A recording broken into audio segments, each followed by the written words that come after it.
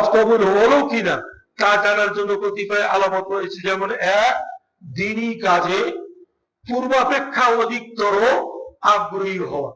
আগে হজ দেওয়ার আগে যেমন দ্বীনি কাজে আগ্রহী ছিলাম, হজ করে আসার পরে আরো সহিহ আকীদার দিকে অগ্রণী হওয়া।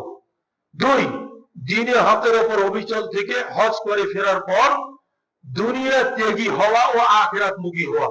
দুনিয়া ত্যাগীর অর্থ এই নয়, অর্থাৎ প্রয়োজনে যতটুকু দুনিয়া প্রয়োজন ততটুকু বেশি দুনিয়ামুখী না হওয়া। তাই বুঝবো হজটা কি হয়েছে, কবুল হয়েছে। তিন, নেকি অর্জনের প্রতি আগ্রহ বৃদ্ধি পাওয়া। হজ করে আসার পর লোকটা নেকির প্রতি দেখি বেশি আগ্রহী। চার, হজের শিক্ষা উপলব্ধি করে আনুগত্যের সাথে ইবাদত করার তৌফিক লাভ করা। ওখান থেকে শিক্ষা নিয়ে যেভাবে সালাত পড়তে হয় ওইভাবে সালাত আদায় করা ইত্যাদি। পাঁচ, পূর্বের পাপাচারে পুনরায় লিপ্ত না হওয়া। এগুলি যদি পাওয়া যায় কার মধ্যে, তাহলে বোঝা যাবে তার হজ কবুল হয়েছে। আমরা দোয়া করি আল্লাহ রাব্বুল আলামিন পৃথিবীর সমস্ত হজ যাত্রীদেরকে কোরআন এবং সুন্নাহ মোতাবেক, কোরআন সুন্নাহর রীতিনীতি অনুযায়ী কবুলযোগ্য হজ করার তৌফিক দান করুন, আমিন।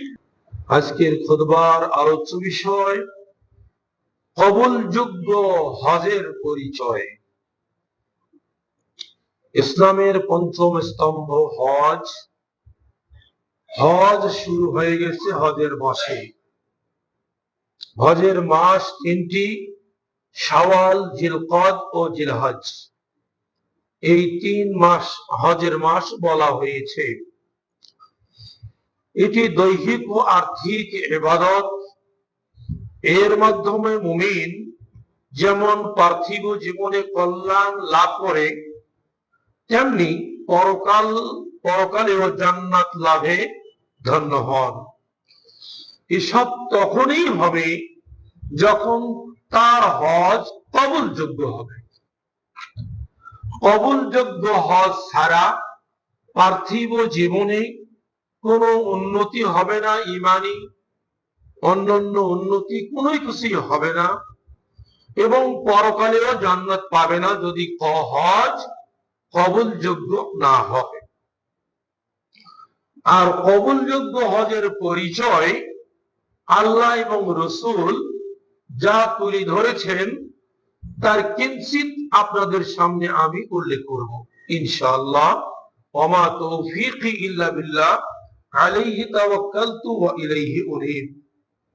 আমি যে আয়াতে কারিমা তেলাওয়াত করেছি সূরা বাকারার 197 নম্বর আয়াত। আল্লাহ বলেন, আল হজ্জু আশহুরুম মা'লুমাত। হজ নির্দিষ্ট কয়েকটি মাসে সীমাবদ্ধ।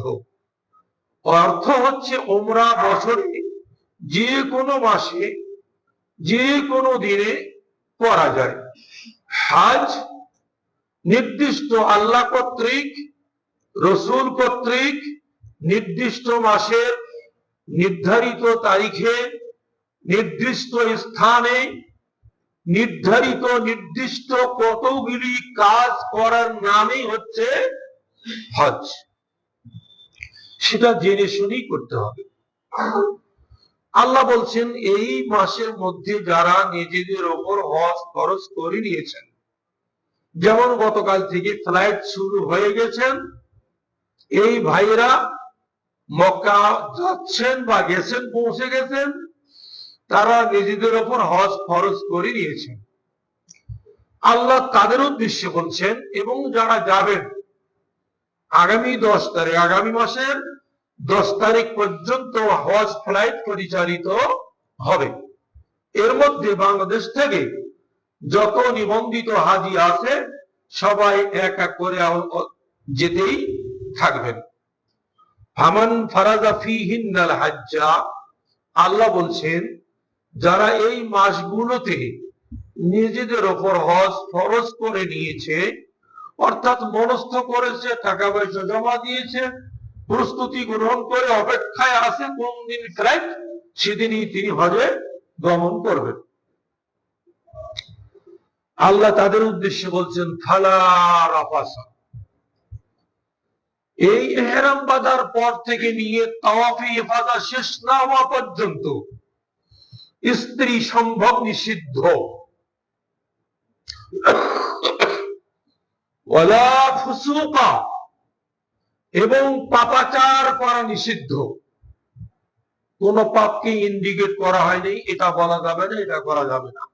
পাপাচার বলতে যা বুঝায়, হজের ইহরাম করার পর বা হজের নিয়ত করার পর, হজের ইচ্ছা করার পর, নিজের উপর হজ ফরজ করে নেওয়ার পর আর কোন পাপাচারে লিপ্ত হওয়া যাবে না, আল্লাহর নিষেধ। ফালা রাফাসা ওয়ালা ফুসুকা ওয়ালা জিদালা ফিল হজ্জি, এবং কোন ঝগড়াঝাটি করা যাবে না হজে। তাহলে হজে আল্লাহ নিষিদ্ধ করলেন তিনটি জিনিস, তিনটি বিষয়। স্ত্রী সম্ভোগ নিষিদ্ধ, পাপাচার নিষিদ্ধ, ঝগড়াঝাটি নিষিদ্ধ। এই তিনের মধ্যে রয়েছে সব। যেমন একের ভেতর সব বেরোয়েছে বই, এই তিনের মধ্যে আল্লাহ সবকিছু ঢুকিয়ে দিয়েছেন। এগুলি করা যাবে না। যদি কেউ এগুলি বর্জন করে চলতে পারে তাহলে সে কবুলযোগ্য হজ করতে পারবে। এরপর আল্লাহ বলছেন, ওয়া মা তাফআলু মিন খাইরি ইয়ালামুহুল্লাহ। কেউ যদি হজের সময়ের পরে বা আগে, উমরা শেষ করার পরে বা আগে যদি কোনো ভালো আমল করে, 5 ওয়াক্ত সালাত মসজিদে গিয়ে পড়ে, নফল সিয়াম পালন করে, সাদাকা বিতরণ করে, ভালো আচরণ করে, কোন কাজ যদি কেউ ভালো করে, সেটা আল্লাহ জানেন এবং আল্লাহ তাকে বিনিময় দেবেন। সেজন্য আল্লাহ বলছেন, ওয়াতাজাওয়াদু, তোমরা হজের সফরে যাওয়ার সময় এবং হজে গিয়ে তোমরা পাথেয় সঞ্চয় করো, পাথেয় সঞ্চয় করো। পাথেয় বলতে আমরা যদি কোথাও ওয়াজ মাহফিলে যাই, আপনারা আমাদেরকে পাথেয় স্বরূপ 50,000 টাকা ঢুকিয়ে দেন। হুজুর পাথেয় রে, পাথেয়, এটাকে আমরা দুনিয়ার পাথেয় বলে থাকি। আল্লাহ এখানে বলছেন তোমরা পাথেয় সঞ্চয় করো। সেটা কোন পাথেয়? ফাইন্না খায়রাজ যাদির আত-তাকওয়া। যতগুলি পাথেয় পৃথিবীতে প্রচলিত আছে, সমস্ত পাথেয়র মধ্যে সর্বোৎকৃষ্ট এবং সর্বোত্তম পাথেয় হচ্ছে তাকওয়া। কে বলছেন? আল্লাহ বলছেন তাকওয়া অর্জন করবে। উমরা সফরে গিয়েছো, হজের সফরে গিয়েছো, ব্যবসার সফরে গিয়েছো, উপার্জনের সফরে গিয়েছো, তাকওয়া, আল্লাহকে ভয় করবে। এটা হলো তোমার উত্তম পাথেয়। ব্যবসার উদ্দেশ্যে গিয়েছো, মাল ক্রয় করেছো, বিক্রি করবে, দ্বিগুণ লাভ হবে, এটা দুনিয়ার পাথেয়। কিন্তু ভয় করে চলবে কখনো ব্যবসায় যেন ভেজাল দেওয়া না হয়, মুনাফাখুরি না হয়।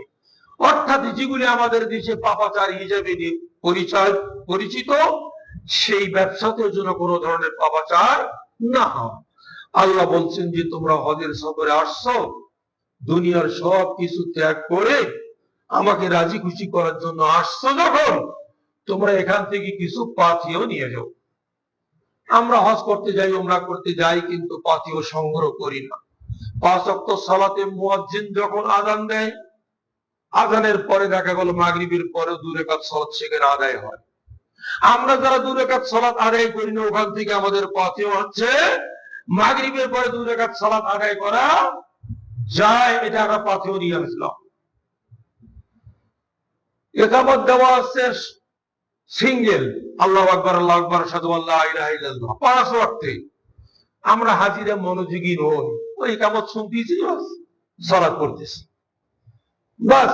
এই যে ওখান থেকে নিয়ে আসবো ইকামত, কিভাবে পরিশুদ্ধ ইকামত দেওয়া যায়, ওখান থেকে পাথেয় নিয়ে আসবো, হাজিরা এগুলি নিয়ে আসবে।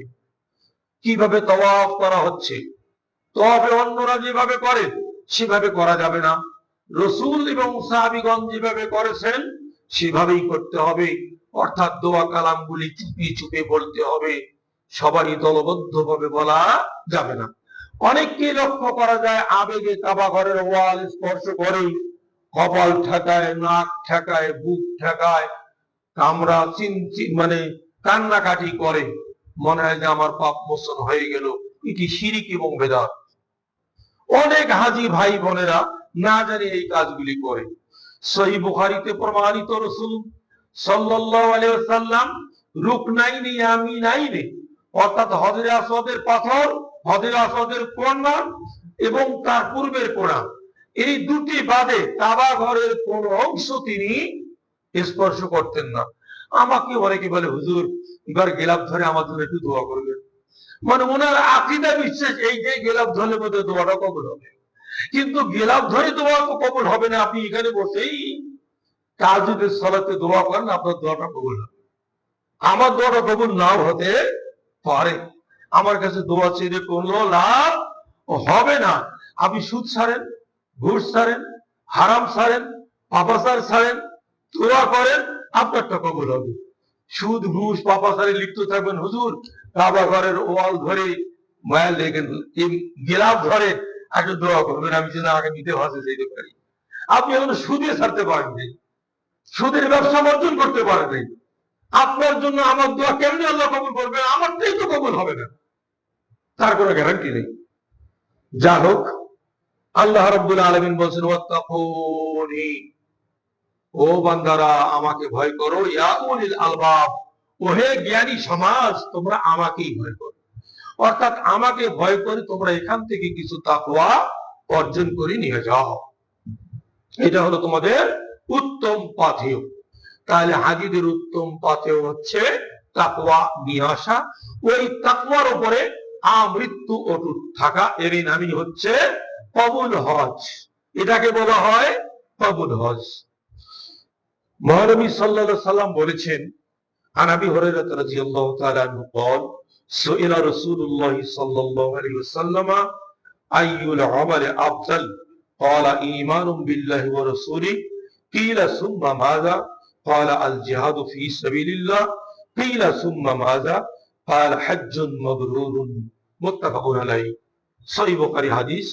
আবু হুরায়রা বলেন, রাসূল সাল্লাল্লাহু আলাইহি সাল্লামকে জিজ্ঞেস করা হলো, এক ব্যক্তি জিজ্ঞেস করলেন, ইয়া রাসূলুল্লাহ কোন আমল উত্তম? আমল তো আমরা সবগুলোই করি, সবই ভালো আমল, উত্তম কোন আমল কি? উত্তরে তিনি বললেন, ঈমানুম বিল্লাহি ওয়া রাসূলিহি, আল্লাহ এবং তার রাসূলের প্রতি পূর্ণ বিশ্বাস রাখা, পূর্ণাঙ্গ ঈমান আনা। পূর্ণাঙ্গ ঈমান আপনার আমার হিসাব করলে আপনি আমি বুকে হাত দিয়ে বলতে পারবো না কেউ যে আমি পূর্ণাঙ্গ ঈমানদার। আল্লাহর প্রতিও না এবং রাসূল যা নিয়ে আসছেন তার প্রতি আমরা পূর্ণাঙ্গ ঈমানদার অনেকেই নই। যদি হতাম তাহলে আমাদের এই সমস্ত যে ইসলামের পঞ্চস্তম্ভ এগুলির মধ্যে এত মতভেদ থাকে কেন? এত ধরনের ঝগড়া ফাসাদ কেন হয়? আমাদের আল্লাহ এক, রাসূল এক, আমরা আরো আল্লাহর বান্দা, রাসূলের উম্মত। রাসূলকে অনুসরণ অনুকরণ করব ইবাদতের যাবতীয় ক্ষেত্রে, তাহলে আপনার আমার ইবাদত কবুল হবে, রাসূলের প্রতি ঈমান আনা হবে, আল্লাহর প্রতি পূর্ণাঙ্গ বিশ্বাস স্থাপন হবে।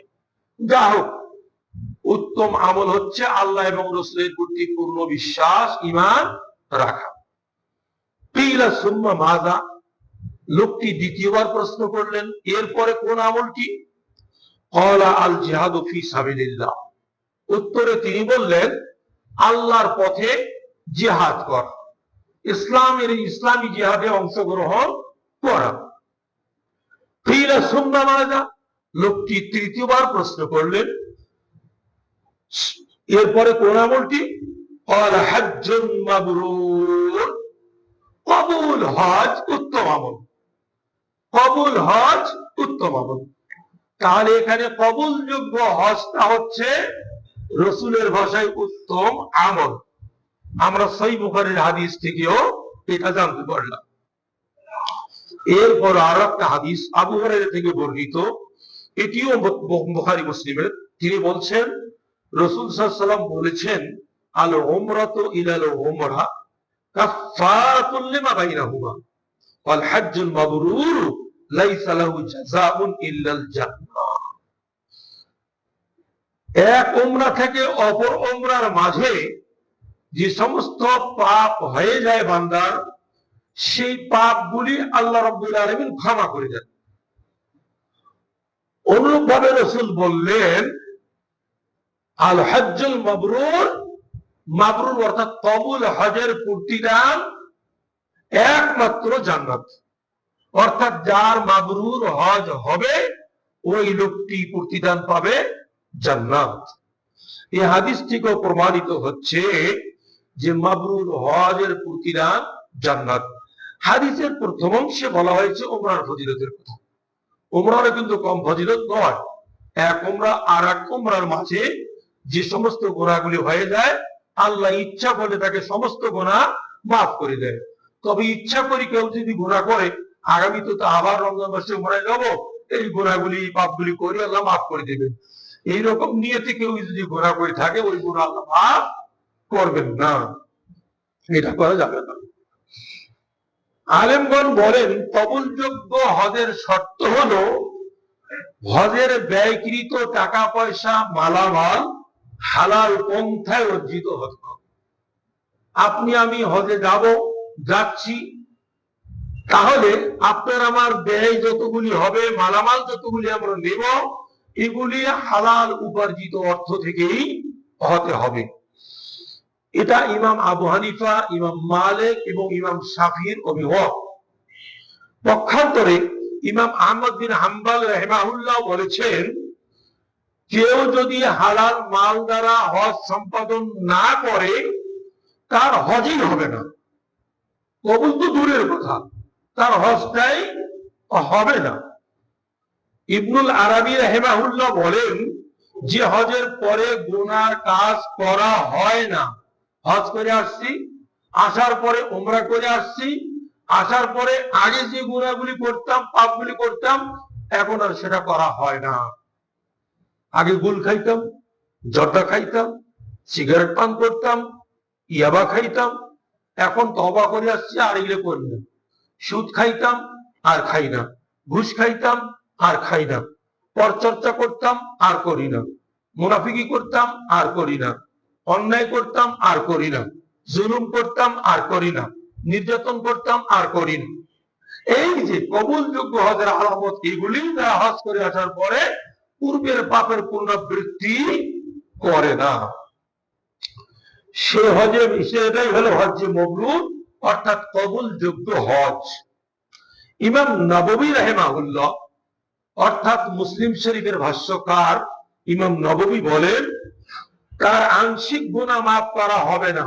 অর্থাৎ আল্লাহ রাব্বুল আলামিন হজের মাধ্যমে তার যে গুনাহগুলি মাফ করবে, আংশিক না, সমস্ত গুনাহ আল্লাহ তার মাফ করে দেবেন। অবশ্যই অবশ্যই তাকে জান্নাতে প্রবেশ করাবেন। কবুলযোগ্য হজের ফজিলত, হজের মাধ্যমে বান্দা নবজাতকের মতো নিষ্পাপ হয়ে যায়।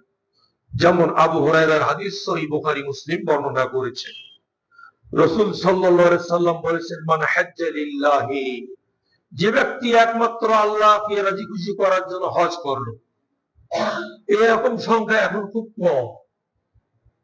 মান হাজ্জা লিল্লাহ, যে হজ করলো আল্লাহকে রাজি খুশি করার জন্য, অর্থাৎ ইখলাস লিল্লাহ, আল্লাহকে রাজি খুশি করার জন্য। দেখা গেছে গতকাল বিমানের ভেতর চড়ে ছবি তুলতেছে, দোয়া করা হচ্ছে, হাত তুলি মসজিদে, সিটে বসে হাত তুলে দোয়া করা হচ্ছে, এরকম করা আছে, আর ওইটা ছবি তুলে ফেসবুকে ছেড়ে দেওয়া হয়েছে। যে ইখলাস লিল্লাহ হলো, বিচার আপনারাই করবেন। এই ধরনের হজ এবং উমরা সফরে গিয়ে যা দেখি, অনেক মুআল্লিম আছে আমার মতো নাদান কিছু মুআল্লিম, যে তারা মক্কায় যাচ্ছে, ঢাকায় জেদ্দা এয়ারপোর্ট থেকে গাড়িতে উঠলো, সামনের সিটে বসিয়া সেলফি তুলিয়া এই হজের যাত্রী, উমরার যাত্রী কিরিয়া মক্কায় রওনা দিলাম। তার ভাইরাল হওয়ার জন্য তার হজ গ্রুপ বা হজ এজেন্সি ভাইরাল করার জন্য বাস ছেড়ে দিচ্ছে। এগুলি ইখলাস লিল্লাহ নয়। অন্যভাবে যখন আরাফাত মাঠে যাবে তখন তওয়াফ করার আমার খুব কষ্ট লাগে, তওয়াফ করতেছে বাস এইভাবে ভিডিও করতেছে আর বলতেছে যে দেখো দেখো দেখো ওই কাবা ঘর, এই যে সামনে কাবা ঘর, এই কাবা ঘরের কাছে, এই যে দরজার কাছে দেখো দেখো। বাংলাদেশের বন্ধুরা সবাই দেখতেছে, পরিবারের লোকজন সবাই দেখতেছে, উনি হজে গেছেন সবাইকে দেখাচ্ছে। এটা ইখলাস লিল্লাহ হলো না। রাসূল বলছেন মানে হাজ্জা লিল্লাহ, যে ব্যক্তি একমাত্র আল্লাহকে রাজি খুশি করার জন্য হজে যাবে, ফালাম ইয়ারফুস ওয়ালাম ইয়াফসুক, যে কথা কোরআনের আয়াতে বলা হয়েছে ওই কথা রাসূল বললেন, সে স্ত্রী সম্ভব করেনি এবং পাপাচারে লিপ্ত হয়নি, রাজাকা ইয়াউমিন ওয়ালাদাতহু উম্মুহু, সে হজ এবং উমরা করে ফিরে আসবে নবজাতকের মতো নিষ্পাপ হয়ে। তাহলে যারা ভাইরাল হওয়ার জন্য হজ এবং উমরা করতেছেন, তওয়াফ এবং সাই করতেছেন আর নিজেকে ভাইরাল করতেছেন, তারা কি সব পাবেন? এটা তো নিষিদ্ধ। ওখানকার যারা স্বেচ্ছাসেবক এবং পুলিশ আর্মি যারা আছেন তারা বারবার বলতেছেন, ঘাস হত্যাচ্ছেন, তারা মারে না, কিন্তু তারা কোনো সময় হাজিদের সাথে অসৎ আচরণ করে না, রাগারাগিও করে না। যদি একান্ত অত্যন্ত দেখছে একটা ওকে বারবার নিষিদ্ধ করার পর আবার যাচ্ছে ও ছবি তুলতে, তখন তার মোবাইলটা কাড়িয়ে পকেটে, এই এতটুকু করে, আর বেশি কিছু করতে পারে না। যে আমাদের পুলিশের তো মা থাপড়, কথা শুনিস না, থাপড় খেত, কিন্তু নিষিদ্ধ তা করবে না। আমরা কিন্তু মানে বোঝা অনেক বুঝেছি, হারাম হাজি হারাম, হাজি হারাম, হারাম লা ইয়াজুজ লা ইয়াজুজ, আমরা বুঝি না, হারামও বুঝি না, লা ইয়াজুজ বুঝি না। বাস রসুলের কবরের পাশে গিয়ে মনে হয় যে উনি রসুলকে পেয়েই গেলেন। আর রসুলকে এইরকম করেছিলেন, রসুল সাল্লাল্লাহু আলাইহি সাল্লাম নিজে মদিনায় থেকে আল্লাহ কিবলার দিকে হাত তুলে উনি ইস্তিসকা সালাতে দোয়া করেছেন, উনি কিবলার দিকে মুখ করে সালাত আদায় করেছেন। আর আমরা আবেগ দেখাই রসুলের কবরের দিকে মুখ করে দোয়া করি, ইয়া রাসূলুল্লাহ ইয়া রাসূলুল্লাহ। আর ওই পুলিশেরা ওদেরকে বুঝাচ্ছে, হাত নামাই দিচ্ছে, হাত টানি ধরতেছে, বের করে দিচ্ছে, গা সরতে না বের হইলে ধাক্কা দিচ্ছে। তার মানে ওরা বুঝাতে চাচ্ছে যে এগুলি নিষিদ্ধ, এই নিষিদ্ধ কাজ করে তোমার হজ তো কবুল হবে না। আমরা কিন্তু বুঝতেছি না। তাহলে তারা আল্লাহর জন্য হজ করবে, তারা নিষ্পাপ শিশুর মতো ফিরে আসবে কখন? যদি কোনো পাপাচারে, কোনো অন্যায়, কোনো খারাপ কাজে লিপ্ত না হয়। সহিহ বুখারী এবং সহিহ মুসলিমের হাদিস। কবুলযোগ্য হজের উপকারিতা, কারো হজ যদি কবুল হয় তার কি উপকার হবে, কি লাভ হবে? বর্তমান হজ ও উমরা পালন করা অত্যন্ত ব্যয়বহুল হওয়ায় অনেক মানুষ এই ইবাদত থেকে দূরে থাকছেন। এত টাকা কোথায় পাই, এত টাকা কোথায় পাই, অথচ ছেলের বিয়েতে কয়েক লক্ষ টাকা খরচ করতেছে, মেয়ের বিয়েতে কয়েক লক্ষ লক্ষ টাকা খরচ করা হচ্ছে যাদের সামর্থ্য আছে। আর ওই লোকটাকে যদি বলেন চাচা হজটা করিয়েছেন, এত টাকায় কি হজ করা যায়? পানি জাহাজ যখন চালু করি তখন হজ করবেন। উনি পানি জাহাজের কাছে বসিয়েছেন, ওনার দাদা পানি জাহাজে গেছিল, উনি ওই সুন্নত আদায় করবেন। আর যুগ আস্তে আস্তে ফাস্ট হচ্ছে, ডিজিটাল হচ্ছে, আর ওই যে পানি জাহাজকে আবার ফিরে আসবে। আমাদের দেশের কিছু কোম্পানি এটাকে প্রচার করেছিল তাদের স্বার্থে, কিন্তু এটাকে বাংলাদেশ সরকার, আমি বলতেছি আগামীতে যত সরকার আসবে, কোন সরকার কোনদিনও এই পানি জাহাজকে অনুমোদন দেবে না। কারণ বিমান সংস্থায় যতগুলি লস হয় এই হজের মৌসুমে সেটার ক্ষতিপূরণ সম্ভব হয়। অতএব বিমান সংস্থায় যারা আছেন, বিমান মন্ত্রী, তারা কোনোদিন অনুমতি দেবেন না পানি জাহাজ চালু করুন। এই কথাটা মুখস্থ রাখেন। সরকার ভালো বোঝে। একবার সরকার হিসাব করে, এই হাসিনা সরকারে একবার হিসাব করে দিয়েছিলেন পানি জাহাজ এবং উড়োজাহাজের মধ্যে পার্থক্য কত টাকার ব্যবধান। দেখা গিয়েছে মাত্র ৩৮,০০০ টাকার ব্যবধান। এই ৩৮,০০০ টাকার ব্যবধানে কোন লোক পানি জাহাজে যাবে না। বরং আরো কত টাকা লাগে, আরো 50,000 বেশি দেয়। আরো যদি বাংলাদেশ বিমান, সৌদি বিমানের চেয়ে আরো যদি কোনো উন্নত বিমান থাকে, সেই বিমানে যাব, যাতে 4 ঘন্টায় পৌঁছতে পারি, 6 ঘন্টাও বসতে পারি। এরকম লোক আছে। অনেক লোক এই উমরা এবং হজ থেকে বিরত থাকছেন এই অজুহাত দিয়ে, এত টাকায় কি যাওয়া যায়। কিন্তু লাভ যে তার নিজেরই, এটা রাসূল সাল্লাল্লাহু আলাইহি ওয়াসাল্লাম সহিহ হাদিসে বলেছেন। হাদিস তিরমিজি, নাসাই, সনদ সহিহ। রাসূল কি বলছেন? তাবিউ বাইনাল হজ্জ ওয়াল উমরা ফাইন্নাহুমা ইয়ানফিয়ানিল ফাকরা ওয়াজ যুনুবা কামা ইয়ানফিল কিরু খাবাসাল হাদিদ ওয়াজ যাহাব ওয়াল ফিদ্দা ওয়া লাইসা লিল হজ্জাতিল মাবরুর সাওয়াবুন ইল্লাল জান্নাত। রাসূল বলছেন যে তোমরা হজ উমরা ধারাবাহিকভাবে আদায় করো, হজ উমরা ধারাবাহিকভাবে আদায় করো। অর্থাৎ পারলে প্রতিবারে হজ যাও, পারলে প্রতিবারে যাও, উমরায় যাও, হজ আদায় করো। কেন? ফাইন্নাহুমা ইয়ানফিয়ানিল ফাকরা, হজ এবং উমরা দারিদ্রতা দূর করবে। হজ এবং উমরা যারা করেছে, পৃথিবীর বুকে এমন কোন ইতিহাস নেই ওই লোকটা হজ করার কারণে, ওই লোকটা উমরা করার কারণে তা সে দরিদ্র হয়ে গেছে, এমন কোন ইতিহাস নেই। রাসূল বলছেন দারিদ্রতা দূর করবে এই হজ এবং উমরা।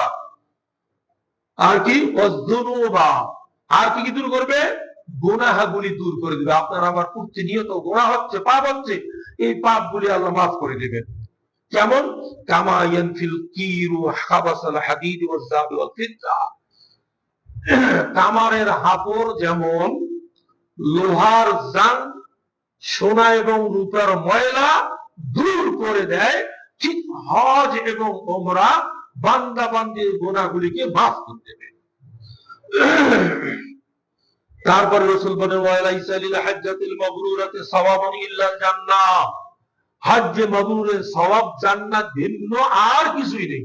এখানে হজ্জে মাবরুর বলা হলো, অর্থাৎ কবুলযোগ্য হজ যারা করবে তাদের আল্লাহ রাব্বুল আলামিন জান্নাত দান করবেন। তাহলে এই হাদিস দ্বারা প্রমাণিত হলো হজের লাভ দুনিয়াতেই আছে, আল্লাহ দারিদ্রতা দূর করে দিবেন হজ এবং উমরার মাধ্যমে। যাদের উপর হজ ফরজ হয়েছে তারা যদি হজ না করে তাহলে অবশ্যই অবশ্যই তারা পাপী হবেন। উত্তম হজের পরিচয় অর্থাৎ কবুলযোগ্য হজের পরিচয় কি কি, সুন্দর অল্প সময় তুলে ধরছি। আন আব্দুল্লাহ ইবনে উমর রাদিয়াল্লাহু তাআলা আনহু قال سأل رجل رسول الله صلى الله عليه وسلم فقال ما الحاج, রাসূল সাল্লাল্লাহু আলাইহি সাল্লামকে একজন সাহাবী জিজ্ঞেস করলেন হজের মৌসুমে, ইয়া রাসূলুল্লাহ, হাজীকে আমরা কাকে হাজী বলবো? আমাদের দেশে যেমন হজ করে আসার পরে একটা লাল রুমাল, উপরে একটা ইগাল যেটাকে পেস্টার মতো বলা যায়, একটা বড় জুব্বা গায়ে দিয়ে বের হয়ে ঘুরি ফিরে বেড়ায়। আমার বন্ধু বান্ধব পরিচিত মহল জনে ও হজ করে আসছে, হাজ, ও হাজী সাহেব আসেন বসেন চা খান, এই তো হাজী। সাহাবী জিজ্ঞেস করেন ইয়া রাসূলুল্লাহ, হাজী কে, কাকে হাজী বলে? ফাকালা আশ-শাইসু আত-তাফিরু, 8 জিলহজ ইহরাম পরার কারণে 10 জিলহজ পর্যন্ত সে গোসল করার সুযোগ পায় না, তেল মাখার সুযোগ পায় না, মাঠে ঘাটে আরাম করতে হয়, শুয়ে থাকতে হয়, খাওয়া দাওয়া সঠিক নিয়মে নেই,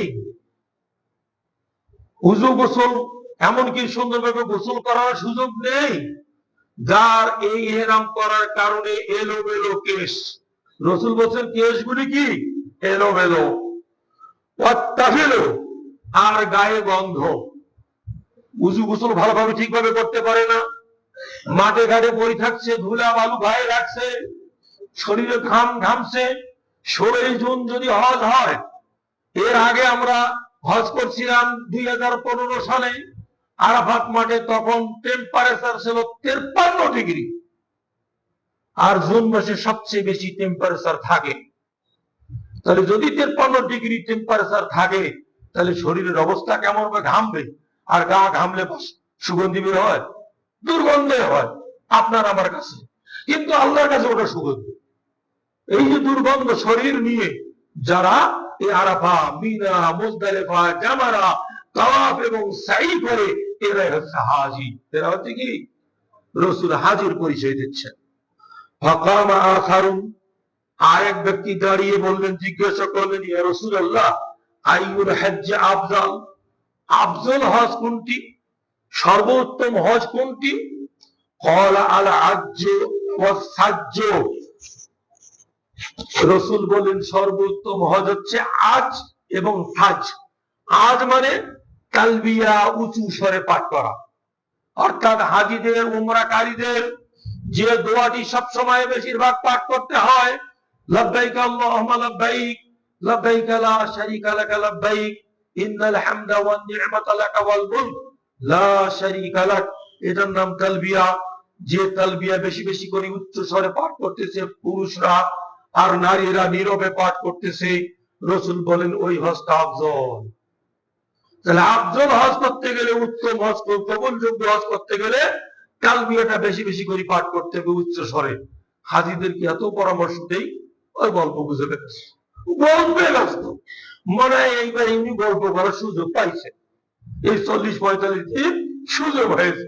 এতদিন বাংলাদেশে থাকে, তার কর্মে ব্যস্ত ছিল, এখন গল্প বুঝে সুযোগ হয়েছে।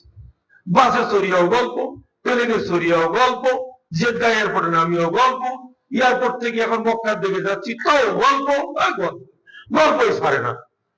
আমি একটু জোরে জোরে পড়ি, একবার দুইবার পড়লাম, বাস পড়লো, তারপর আবার থাকে। আল্লাহ রাসূল সাল্লাল্লাহু আলাইহি ওয়াসাল্লাম বলেছেন আফজল হজ হচ্ছে তালবিয়ার আওয়াজ উঁচু করে পাঠ করা, ওয়া সাফালু ওয়া তাফিলু, আর কি নবসাজ্জ, আর কোরবানি রক্ত প্রবাহিত করা, অর্থাৎ যে হজে কোরবানি করা হয়। ইফরাদ হজ কিন্তু অনেক আলেম ভাইরা কৌশল করে ইফরাদ হজ করে, কারণ কোরবানি দেওয়া লাগে না। কিরান হজে কোরবানি আর তামাত্তু হজে কোরবানি।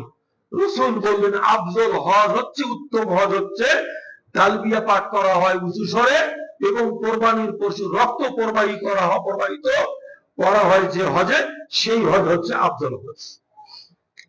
ফাকামা আখারুন, আরেকজন ব্যক্তি উঠলেন, ফাকালা ইয়া রাসূলুল্লাহ মা সাবিলু, ইয়া রাসূলুল্লাহ সাবিল কি?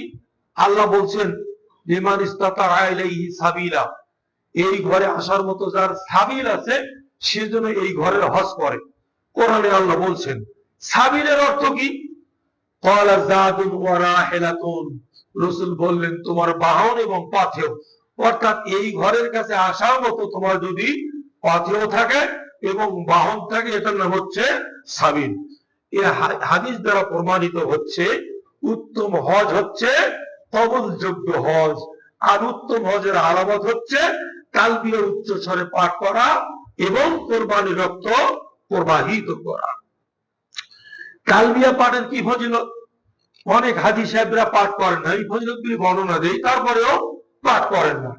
তালবিয়া পাঠের ফজিলত সম্পর্কে রাসূল সাল্লাল্লাহু আলাইহি ওয়াসাল্লাম বলেছেন, আন সাল ইবনে সাদিন قال قال رسول الله صلى الله عليه وسلم ما من مسلم يلبي الا لبى من عن يمينه وشماله من حجر او شجر او مدر حتى تنقطع الارض ومن ها هنا وها هنا, رواه ابن ماجه তিরমিজি মিশকাত, হাদিস সহিহ। সাল বিন সাদ রাদিয়াল্লাহু তাআলা আনহু বর্ণনা করেন রাসূল সাল্লাল্লাহু আলাইহি সাল্লাম বলেছেন, যে কোনো মুসলমান নারী পুরুষ তালবিয়া পাঠ করে, পুরুষরা উঁচু স্বরে, নারীরা নীরবে পাঠ করবে, তার ডানে এবং বামে, সামনে এবং পিছনে যতগুলি জড় পদার্থ আছে সবাই তালবিয়া পাঠ করতে থাকে। হাজীকে সম্মান করিয়া তাকে তালবিয়া, তার সাথে একাত্মতা ঘোষণা করিয়া তালবিয়া পাঠ করতে থাকে। ডানে কি আছে? পাথর আছে। বামে কি আছে? উহুদ পাহাড় আছে। সামনে কি আছে? জাবালে রহমত আছে। পেছনে কি আছে? জাবালে নূর আছে। উদাহরণ দিলাম, এই যে সামনে পেছনে ডানে বামে যা কিছু আছে, রাসূল বলছেন মিন হাজারিন আও শাজারিন, বৃক্ষ আছে, গাছগাছালি আছে, লতা পাতা আছে, অথবা পাথর আছে, ও মাদারিন মাটি আছে, টিলা আছে, পাহাড় আছে, সবাই তার হাজির সাথে তালবিয়া পাঠ করতে থাকে। এই কথা বলার পর রাসূল হাত্তা তানকাতি আল আরদু মিন হা হুনা ইলা হা হুনা, অর্থাৎ এই পূর্ব প্রান্ত থেকে পশ্চিম প্রান্ত পর্যন্ত, পৃথিবীর 2 দিগন্ত পর্যন্ত, পৃথিবী যতদূর পর্যন্ত যায় ততদূর পর্যন্ত সব জড় পদার্থ ওই হাজীদের সম্মানে তালবিয়া পাঠ করতে থাকে। তাহলে কবুলযোগ্য হজের আলামত তালবিয়া উচ্চ স্বরে পাঠ করা। কতিপয় হজের মাসআলা বলি, শেষ করছি। কারো জন্য বদলি হজ করা এটি জায়েজ কি? উত্তর হ্যাঁ, এটি জায়েজ। যেমন ইবনে আব্বাস থেকে বর্ণিত, তিনি বলেন, ইন্না রাসূলুল্লাহ সাল্লাল্লাহু আলাইহি ওয়াসাল্লাম সামিআ রাজুলান ইয়াকুলু লাব্বাইকা আন শুবরুমা। এক ব্যক্তিকে রাসূল বলতে শুনলেন আরাফার মাঠে, আমি শুবরুমার পক্ষ থেকে উপস্থিত হয়েছি। লাব্বাইকা আন শুবরুমা। ক্বালা মান শুবরুমা? রাসূল বলেন, শুবরুমা কে? ক্বালা আখুন লি আও কারিবুন লি। সাহাবী বললেন, আমার ভাই অথবা আমার কোন নিকট আত্মীয় সে। ক্বালা হাজাজতা আন নাফসিক? তুমি কি আগে তোমার হজ করেছো? ক্বালা লা। সাহাবী বললেন, না, আগে তো করিনি। ক্বালা হুজ্জা আন নাফসিক? আগে তোমার হজ করো, সুম্মা হুজ্জা আন শুবরুমা, তারপরে তুমি শুবরুমার পক্ষ থেকে হজ করবে। হাদিসটা আবু দাউদ, ইবনে মাজাহ সহিহ সনদে বর্ণনা করেছেন। হাদিসের সনদ সহিহ। এই হাদিস থেকে জানা গেল, যিনি কারো বদলি হজ করবেন তাকে আগে নিজের হজ করতে হবে, অন্যথায় হজ বদলি হজ করতে পারবেন না। 2 নম্বর মাসআলা, হজের মানত করা যাবে কি? হ্যাঁ, উত্তর হজের মানত করা জায়েজ। যেমন আব্দুল্লাহ বিন আব্বাস থেকে বর্ণিত, তিনি বলেন, আতা রাজুলুন নবিয়্য সাল্লাল্লাহু আলাইহি ওয়াসাল্লাম। এক ব্যক্তি নবীর কাছে আসলেন। ফাকালা ইন্না উক্তি নাযারাত আন তাহুজ্জা। তিনি বললেন, ইয়া রাসূলুল্লাহ, আমার বোন মানত করেছেন তিনি হজ করবেন। ওয়া ইন্নাহা মাতাত, কিন্তু সে মারা গেছে। এখন আমি কি করব? ফাকালা নবী সাল্লাল্লাহু আলাইহি ওয়াসাল্লাম, লাউ কানা আলাইহা দাইনুন আকুনতা কাযিয়াহু। আচ্ছা, তোমার বোনের যদি কোনো ঋণ থাকতো তুমি কি সেটা পরিশোধ করতে? ক্বালা নাআম। সাহাবী বলেন, হ্যাঁ, অবশ্যই পরিশোধ করতাম। এবার রাসূল বলেন, ফাকযি দাইনাল্লাহ, তুমি আল্লাহর ঋণ পরিশোধ করো। উনি মানত করছেন, তার ঋণ তুমি এখন কি করো? পরিশোধ করো। ফাওয়া আহাক্কু বিল কাযা, আল্লাহর ঋণ পরিশোধ করা বেশি হকদার। মানুষের ঋণ পরিশোধ করার চেয়ে আল্লাহর ঋণ পরিশোধ করা বেশি যোগ্য। অতএব তুমি এটা আদায় করো। হাদিস বুখারী মুসলিম সহিহ। মহিলা হজযাত্রীর জন্য মাহরাম আবশ্যক কি? হ্যাঁ, মহিলা হজযাত্রী যারা, তাদের জন্য মাহরাম অবশ্যই লাগবে, বৈধ মাহরাম। আব্দুল্লাহ ইবনে আব্বাস থেকে বর্ণিত, তিনি বলেন, রাসূল সাল্লাল্লাহু আলাইহি ওয়াসাল্লাম বলেছেন, লা ইয়াখলুওয়ান্না রাজুলুন বিইমরাতিন। কোন পুরুষ যেন বেগানা কোন নারীর সাথে নির্জন জায়গায় একাত্রিত না হয়। কোন বেগানা পুরুষ কোন বেগানা নারীর সাথে নির্জনে একা না হয়। অন্যভাবে ওরা তুষা ফেরান না ইমরাতুন ওয়ালা মাহা মাহরামুন। কোন নারী যেন বৈধ মাহরাম ছাড়া সফর না করে। সেটা হজের সফর, উমরার সফর, আমেরিকার সফর, জাপানের সফর, লিবিয়ার সফর, ইন্ডিয়ার সফর, ঢাকার সফর, যে কোনো সফর, মাহরাম অবশ্যই লাগবে। আমরা কিন্তু হ্যালো, হ্যাঁ, আমার বোনকে তুলে দিলাম, রিসিভ করিস, ঠিক আছে, আমি জেদ্দায় রিসিভ করে দেবো, হবে না। হ্যালো, আমার বোনকে পাঠাইলাম আমেরিকায়, ওয়াশিংটনে, ওকে রিসিভ করিস, হ্যাঁ, আমি রিসিভ করব, হবে না, জায়েজ নেই। রাসূল বলে গেছেন, সহিহ বুখারী মুসলিমের হাদিস। ফাকালা রাজুলুন ইয়া রাসূলুল্লাহ, একজন ব্যক্তি বলেন, ইয়া রাসূলুল্লাহ, উকতুবতু ফি গাজওয়াতিন কাযা ওয়া কাযা। আমি অমুক যুদ্ধে নাম লিখিয়েছি, আমি অমুক যুদ্ধে যাব, আপনার খাতায় নাম লিখিয়েছি। ওয়া খারাজাত ইমরাতি হাজ্জাতান, এদিকে আমার স্ত্রীও হজের সংকল্প করেছে। এখন আমি কি করব? ক্বালা ইযহাব ফাহজুজ মা ইমরাতিক। রাসূল বললেন, তুমি এখানকার নাম কেটে দেওয়া হলো, জিহাদে যাওয়ার দরকার নেই, তুমি তোমার স্ত্রীর সাথে হজে যাও, অর্থাৎ মাহরাম হিসেবে তোমাকে যেতে হবে। হাদিস মুত্তাফাকুন আলাইহি, বুখারী মুসলিমের সহিহ হাদিস। 4 নম্বর, হজের নিয়ত করে সে উদ্দেশ্যে বের হয়ে মৃত্যুবরণ করলে হজের সব পাবে কি? হ্যাঁ, অবশ্যই। কেউ হজ এবং উমরার নিয়তে বের হয়ে, জিহাদের নিয়তে বের হয়ে প্রতিমধ্যে যদি মৃত্যুবরণ করে, তাহলে কিয়ামত পর্যন্ত তার আমলনামায় হজ এবং উমরা এবং জিহাদের সব লেখা হবে। হাদিস বাইহাকি। যেমন রাসূল সাল্লাল্লাহু আলাইহি ওয়াসাল্লাম বলেছেন, মান খারাজা হাজ্জান আও মুতামিরান আও গাজিয়ান, কোন ব্যক্তি হজ করার জন্য অথবা উমরা করার জন্য অথবা জিহাদের জন্য বের হয়ে গেল, সুম্মা মাতা ফি তরিকিহি, রাস্তায় প্রতিমধ্যে মারা গেল, কাতাবাল্লাহু আজরাল গাজি, আল্লাহ তাকে শহীদের মর্যাদা দেবেন, হাজির মর্যাদা দেবেন, উমরাকারীর মর্যাদা দেবেন। কতদিন পর্যন্ত? ইলা ইয়াউমিল কিয়ামাহ, কিয়ামত পর্যন্ত তার আমলনামায় এই সবটা লেখা হতে থাকবে। অতএব সকলে নিয়ত করবেন হজ, সকলে নিয়ত করবেন উমরা। আল্লাহ কখন সুযোগ করে দিবেন আপনি টেরে পাবেন। আল্লাহ কবুল করুন। মহান আল্লাহ হাজিদের জন্য উচ্চ প্রশংসা করেন। যারা হজ করতে যায়, যাদের কবুল হজ হয়, তাদের জন্য আল্লাহ আরাফাত ময়দানে কি করেন? প্রশংসা করেন।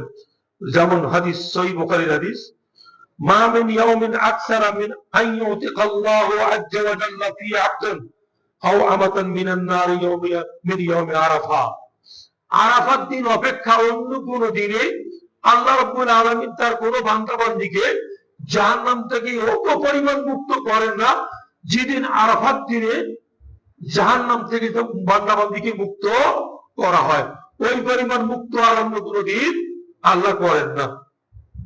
ইন্নাহু লা ইয়াদনু, কিয়ামত আরাফাত দিন আল্লাহ রাব্বুল আলামিন আরাফার মাঠের হাজীদের নিকটবর্তী হন। সুম্মা ইউবাহি বিহিমুল মালায়েকা, নিকটতম ফেরেশতাদের নিকট গর্ব করে বলেন, ওয়ায়াকুল মা আরাদা হাউলাই, এই লোকগুলি কি চায়? লোকগুলি কি চায়? এখানে জবাবটা আল্লাহ হাদিসে বলা হয়নি। অন্য হাদিসে বলা হয়েছে, আল্লাহ তোমার কাছে ক্ষমা চায়, তোমার বান্দারা ক্ষমা চায়।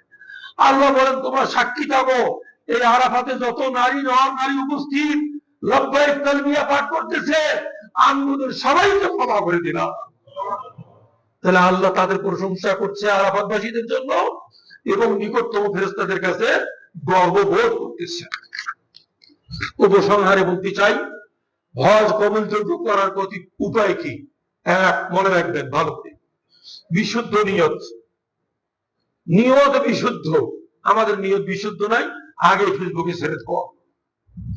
আর গ্রামে তো কি 2-3টা গরু জবাই করে সমস্ত গ্রামবাসীকে দাওয়াত করে, একটা ক্যাশ বাক্স নিয়ে বসা হয়, দাওয়াত খাওয়ায়, কিন্তু উনি হজে যাবেন, আবার ক্যাশ বাক্স নিয়েও বইছে, প্রচার করতেছেন উনি হজে যাবেন। বিশুদ্ধ নিয়ত থাকতে হবে। 2, হজের কার্যাবলীতে রাসূল সাল্লাল্লাহু আলাইহি ওয়াসাল্লামের যথাযোগ্য নীতি অনুসরণ করে চলতে হবে। উনি ইহরাম কিভাবে পড়ছেন, মিনায় কিভাবে অবস্থান করেছেন, সালাত কিভাবে পড়েছেন, আরাফাতে কি করেছেন, কোন ওয়াক্তের সালাত একসাথে পড়েছেন। যত ঝগড়া মিনায় যায় লাগে আর আরাফাতে যায় লাগে আর মুজদালিফায় লাগে। একসাথে 2 ওয়াক্তের সালাত পড়া যাবে না, মিনায় কসর করা যাবে না, মুকিম হয়ে গেছে, এই সমস্ত নিয়ম অনেক ঝগড়া সৃষ্টি হয়। আমি কিন্তু ঝগড়ায় লিপ্ত হই না ভাই, আপনারটা আপনি করেন আর আমরা রসুলের নীতিতে করব। এইভাবে আমরা হজ এবং উমরা করি। রসুলের নীতিতে যথাযোগ্য রসুলের নীতি অনুসরণ করে হজ করলে কবুল হবে। 3, হালাল পথেও ব্যবস্থা করা। একটু আবিষ্কার করা হলো। 4, সদাচরণ, উত্তম সৎ কাজে, উত্তম কাজে সময় ব্যয় করা। 5, হজের গুরুত্ব তাৎপর্য অনুধাবন করা। 6, আল্লাহকে অধিক পরিমাণে স্মরণ করা। 7, পরকালের কথা বেশি বেশি খেয়াল করা। 8, আল্লাহর জন্য বিনয় নম্রতা প্রকাশ করা। 9, বেশি বেশি দোয়া করা। যেমন রাসূল দোয়া করতেন, কি দোয়া করতেন? আল্লাহুম্মা হাজ্জাতান লা রিয়াআন ফিহা ওয়ালা সুমআ। হাদিসটা ইবনে মাজাহ বিসনাদ সহিহ। আল্লাহর রাসূল নিষ্পাপ, ওনার নিয়ত খুব শুদ্ধ, মদিনা থেকে হজ করার জন্য বের হয়ে গেলেন, আর উনি এই দোয়া করতেন, হে আল্লাহ, আমাকে এমন হজ করার তৌফিক দাও যে হজে কোনো রিয়া নাই। রিয়া বোঝেন তো? লৌকিকতা নাই, আর সমা নাই, মানুষকে শোনানোর জন্য নাই, মাইকিং করা নাই। মাইকিং এখন তো বোঝেন, ফেসবুক মাইকিং, মাইকিং আর ওই মাইক দিয়ে মাইকিং করা লাগে না। ফেসবুকে স্ট্যাটাস ছাড়ি দিল, বন্ধু বান্ধবরা শেয়ার করলো, লাইক দিয়ে দিল, বাস ও অনেক ভাইরাল হয়ে গেল। ও তো হজে গেছে রে, ও তো এখন নাই বাংলাদেশে রে, সবাই জানতে পারলো। আল্লাহ রসুল দোয়া করতেন, আল্লাহ আমাকে দিয়ে দিও না। এইভাবে হজ করতেন রসুল সাল্লাল্লাহু আলাইহি ওয়াসাল্লাম। 10 নম্বর, সকল প্রকার অশ্লীলতা পরিহার করা। 11 নম্বর, হজের পূর্বে দৈহিক ও মানসিক প্রস্তুতি গ্রহণ করা। টাকা পয়সা দিয়েছেন, আর্থিক প্রস্তুতি হয়ে গেছে, এখন দৈহিক আর মানসিক। কেন?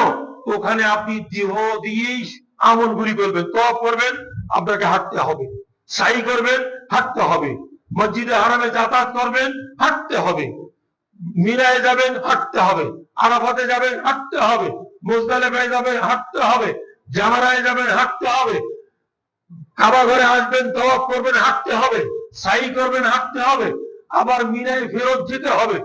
অনেকেই মিনায় ফেরত যায় না, মক্কার ঘরে অবস্থান করে, পরের 2 রাত মক্কায় থেকে জামরায় পাথর মেরে চলে আসে। ওয়াজিব তওয়াফ করা হয়। কবুলযোগ্য হজের আলামত সমূহ সংক্ষেপে। হজ কবুল হলো কিনা তা জানার জন্য কতিপয় আলামত রয়েছে, যেমন 1, দ্বীনি কাজে পূর্বাপেক্ষা অধিকতর আগ্রহী হওয়া। আগে হজ যাওয়ার আগে যেমন দ্বীনি কাজে আগ্রহী ছিলাম, হজ করে আসার পরে আরো সহিহ আকীদার দিকে অগ্রণী হওয়া। 2, দ্বীনের হকের উপর অবিচল থেকে হজ করে ফেরার পর দুনিয়া ত্যাগী হওয়া ও আখিরাত মুখী হওয়া। দুনিয়া ত্যাগীর অর্থ এই নয়, অর্থাৎ প্রয়োজনে যতটুকু দুনিয়া প্রয়োজন ততটুকু বেশি দুনিয়ামুখী না হওয়া।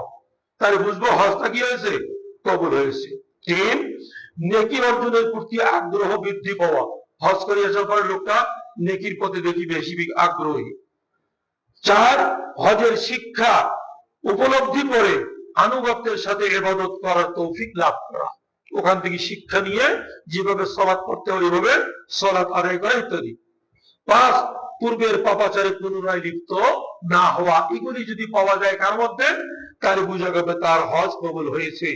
আমরা দোয়া করি আল্লাহ রাব্বুল আলামিন পৃথিবীর সমস্ত হজ যাত্রীদেরকে কোরআন এবং সুন্নাহ মোতাবেক, কোরআন সুন্নাহর রীতিনীতি অনুযায়ী কবুলযোগ্য হজ করার তৌফিক দান করুন, আমিন।